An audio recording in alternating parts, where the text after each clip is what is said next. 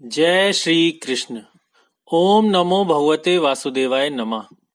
क्या आप जानते हैं कि भगवान विष्णु के अवतार नर और नारायण किसके पुत्र के रूप में अवतरित हुए? तो आइए आज हम आपको इस विषय में बताते हैं। जब राजा दक्ष ने स्वयंभू मनु की पुत्री प्रसूति से विवाह किया तो उनके विवाह के उपरांत उनके 16 कमल नयनी सुंदरी कन्याएं उत्पन्न हुई। उनमें से 13 कन्याएं धर्म को पत्नी के रूप में प्रदान की गईं। इन 13 ने पुत्रों को जन्म दिया। उन्हीं 13 कन्याओं में से एक कन्या जो समस्त गुणों की खान थी, उनका नाम मूर्ति था। उन्होंने नर और नारायण को जन्म दिया जो पूर्ण पुरुषोत्तम भगवान के अवतार थे।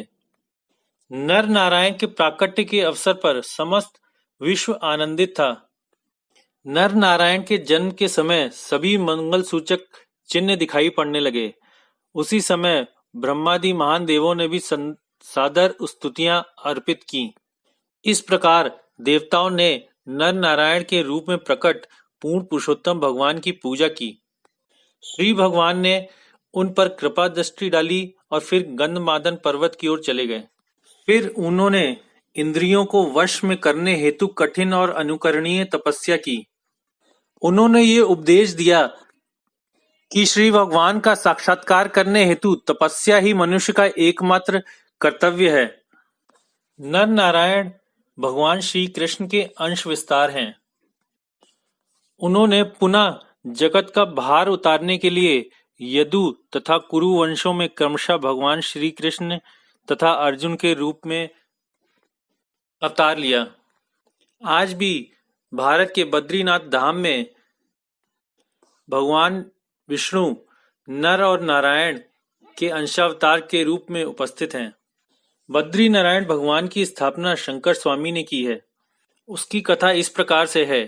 एक बार श्री शंकराचार्य जी को नर नारायण के दर्शन हुआ तो उन्होंने कहा कि मैं तो महान योगी हूँ, इससे आपका दर्शन कर सका, किंतु कलयुग में भोगी जन भी आपके दर्शन कैसे कर सकें, इसकी कृपा कीजिए। भगवान ने उन्हें उस समय बद्री नारायण के नारद कुंड में स्नान करने का आदेश दिया और कहा से वहां से तुम्हें जो मेरी मूर्ति मिलेगी उसकी स्थापना करना। इस तरह शंकर स्वामी ने श्री बद्री नारायण भगवान की स्थापना की। बोलिए बद्री नारायण भगवान की जय। आशा करते हैं कि नर और नारायण के अंशावतार की कथा आपको पसंद आई होगी। कृपया लाइक, शेयर और सब्सक्राइब करना ना भूलें। जय श्री कृष्ण।